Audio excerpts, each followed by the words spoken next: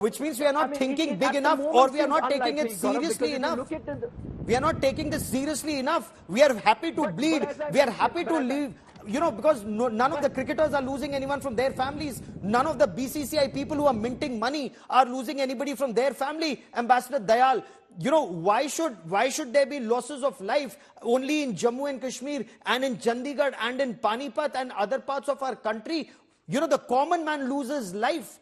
But people, BCCI mints money. I think there is a major disconnect, which means our country, Ambassador Dayal, is still not on one page on Pakistan state-sponsored radical Islamist terror that's been bleeding us for decades. I mean, what do you make of Shahid Afridi? Shahid Afridi says that he broke his television set because his daughter was performing Aarti. That is the kind of hatred in their minds. I do not think that these are one-off statements. This is a pattern from Muhammad Mushtaq in 1978 to Shahid Afridi and Rawalpindi Express today.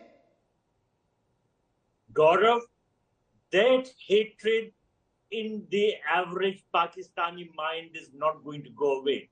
When I was posted in Pakistan, Prime Minister Indira Gandhi was assassinated and sweets were distributed in the gully kuchis of Pakistan. But I also saw that in 1983, when India won the Cricket World Cup, there was mourning in Pakistan. Then 1.5 years later, we beat Pakistan in Australia in the very, very big championship was organized. They couldn't believe it, and again they went into mourning. I want to thrash them in cricket. I want to thrash them in hockey. I want to thrash them in all sports and have them mourning. I don't want to boycott playing against them in international tournaments and find that we are isolated. You don't isolate Pakistan by not playing in international tournaments. You isolate Pakistan by breaking off diplomatic relations and telling the world why you've done that. Is that what you also think, that we are not isolating Pakistan if we continue to play with them? I want to understand, Nikhil, no, sir, okay, with due respect, we are not even thinking that we can do it. We lack the courage. We lack the courage. If the world could boycott South Africa, which means the world had courage of conviction, we Indians lack that courage of conviction in thinking that we can isolate Pakistan. Because perhaps, Nikhil, we still want to make money. We don't mind losing some lives that would indicate, as long as BCCI makes money, as long as everyone makes money at the back of India-Pakistan cricket.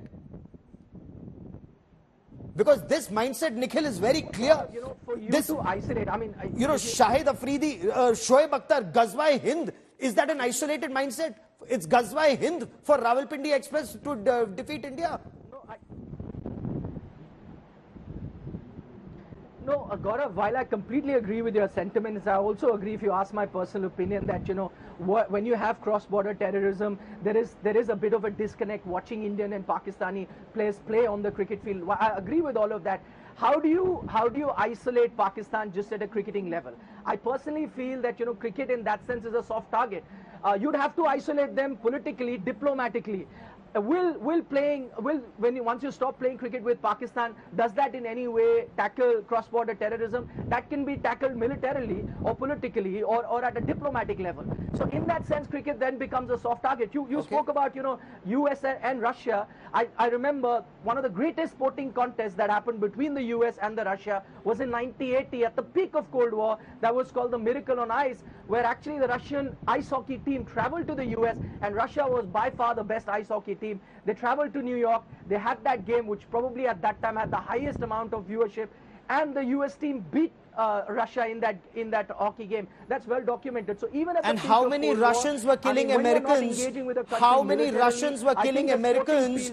I'm sorry, how many Russians were killing Americans like the way Pakistanis are killing Indians, whether in Kargil war or 26/11 Mumbai terror attacks, or in Ahmedabad, or in Bangalore, or in Jammu and Kashmir, or in Ayodhya, or in Hyderabad, in different parts of the country. Gentlemen, that is something we have to decide. What is more important, the money that we make from cricket or the lives of every Indian that can be saved? If India speaks in one voice and sends across that message, we will not have anything to do with the state sponsor of terror, that is Pakistan.